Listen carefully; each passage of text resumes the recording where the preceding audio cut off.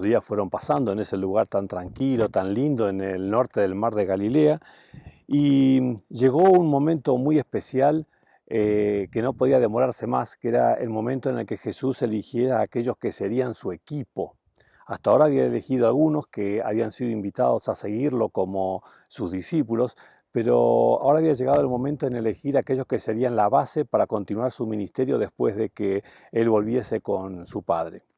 Entonces, qué es lo que hace Jesús? Me encanta la manera que tiene el Señor de resolver las cuestiones más trascendentes de la vida. Nos dice, esta historia está relatada por Marcos y por Lucas, pero vamos a seguir nosotros la versión de Lucas. Fíjense que ahí dice que por aquel tiempo se fue Jesús a la montaña a orar y pasó toda la noche en oración. La verdad es que subir a una montaña es toda una experiencia, ¿no? Él dejó a sus amigos y a toda la gente que lo venía siguiendo abajo, en la zona ahí de la orilla del lago, en la ladera del monte, y él subió al monte para estar ahí solo. Subir a un monte siempre es un esfuerzo, ¿no? Siempre es un trabajo, y Jesús hizo este esfuerzo para poder llegar hasta ese lugar donde pudiese estar a solas con Dios, tranquilo, en un lugar donde él pudiese decidir con toda la tranquilidad del mundo lo que sería una decisión absolutamente trascendente para el avance del resto de su ministerio. En la parte alta de la montaña, en la soledad de ese lugar, Jesús pudo conversar con su Padre en forma realmente muy tranquila, descontracturada y con todo el tiempo del mundo. En esta oportunidad Jesús estuvo dialogando con su Padre y notaron lo que dice el versículo que leímos recién. Dice que pasó toda la noche en oración hablando con su Padre. A ver, no es que Jesús estuvo un rato conversando con su Padre, no fue solo un par de horas, lo que ya sería una cantidad interesante de tiempo, al menos comparando con lo que a veces nosotros acostumbramos cuando decimos que oramos, ¿no? ¿Cuántas cosas se pueden hablar en una hora, no?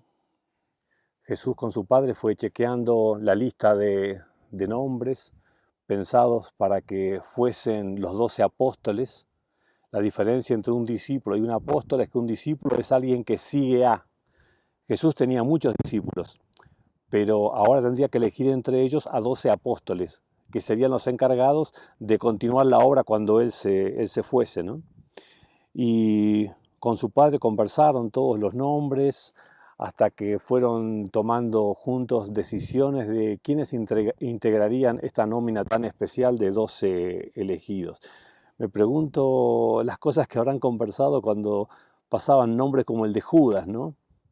Los por qué sí, los por qué no, no deja de ser muy llamativo. Saben, a veces Dios toma decisiones que parecen difíciles de entender, como la de permitir que Judas integrase esta lista tan especial.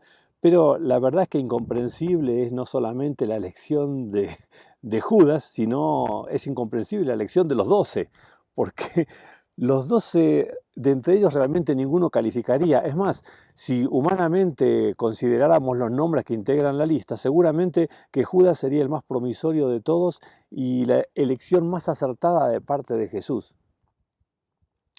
Qué bueno que Jesús tomó esta decisión de quienes integrarían su equipo en diálogo con su Padre y no buscando un consejo asesor de notables que le dijesen, le aconsejasen, le recomendasen las características, los pros, los contras, los perfiles adecuados de cada persona y demás. Seguramente estos 12 no lo hubiesen integrado. Y si alguno de estos hubiesen integrado la lista que notables podían haber aconsejado a Jesús, una cosa les digo, Judas quizá era el único que zafaba, de los demás ninguno, ni por casualidad.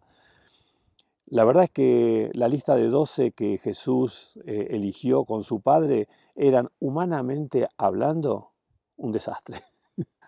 Claro, eso mirando las cosas como las miramos los hombres, ¿no? No como las mira Dios. Vamos entonces a ver lo que fue pasando. Dice el versículo 13, que al llegar la mañana llamó a sus discípulos y escogió a 12 de ellos, a los que nombró apóstoles.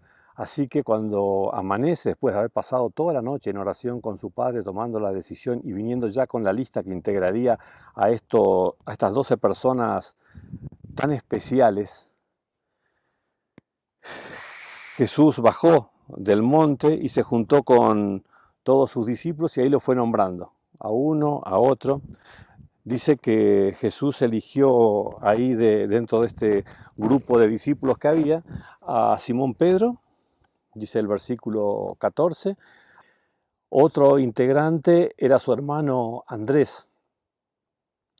Continuó Jesús con Jacobo, con Juan, con Felipe, con Bartolomé, Mateo, Tomás, Jacobo, hijo de Alfeo, Simón, al que llamaban Celote, y finalmente Judas, hijo de Jacobo, y Judas Iscariote, que llegó a ser finalmente el traidor.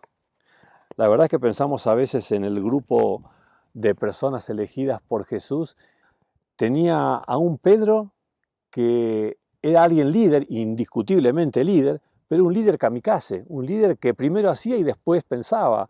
Si tuviesen a Pedro como líder de este grupo, bueno, indudablemente durarían muy poco.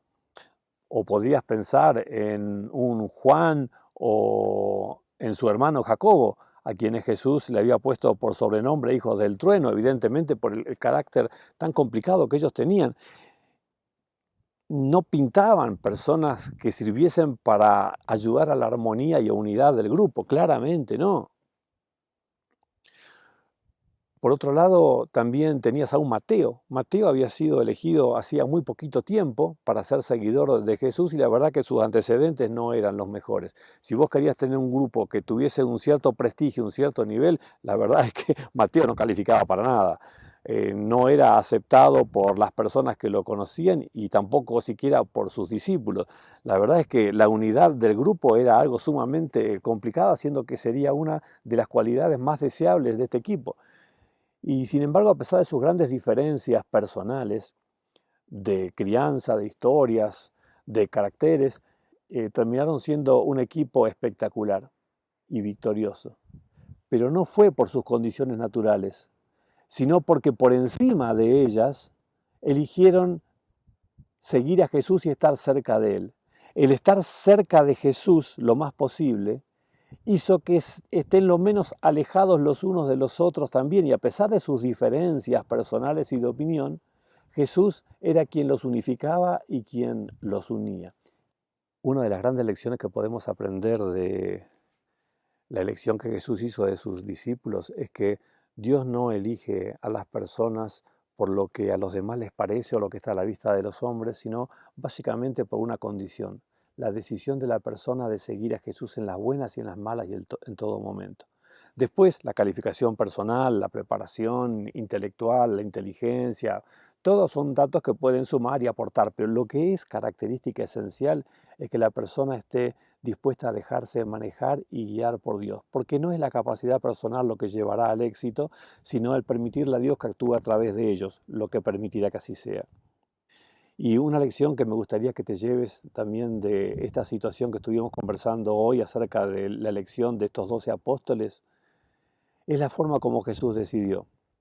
Porque, ¿saben?, es la mejor forma en la que vos y yo podemos tomar las decisiones importantes de la vida. No presionados por el momento o en el trajín normal del día, sino apartándose. Jesús se fue a una montaña, se apartó de la gente, estaba en un lugar natural y tranquilo, pero había mucha gente y él necesitaba estar tranquilo para poder pensar, dialogar con su Padre y tomar decisiones correctas. Y fíjate cuándo tomó la decisión. No la tomó antes ni la tomó después. La tomó ahí, estando en la cumbre de la montaña con su Padre. La tomó en oración.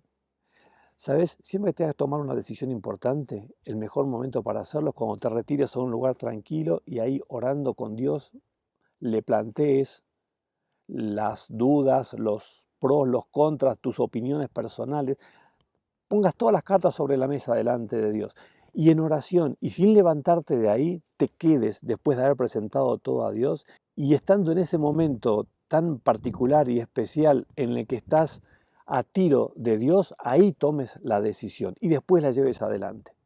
La mejor manera de elegir bien es en la presencia de Dios y no por la presión de las circunstancias del momento o improvisando una decisión según el criterio personal que uno pueda tener en la ocasión.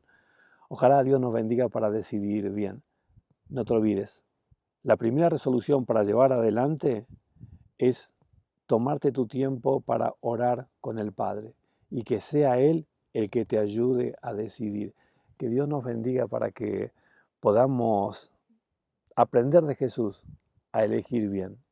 Y eligiendo bien, no tengas la menor duda, la consecuencia final es inevitable. Terminamos en la presencia de Jesús y para siempre. Que Dios te bendiga.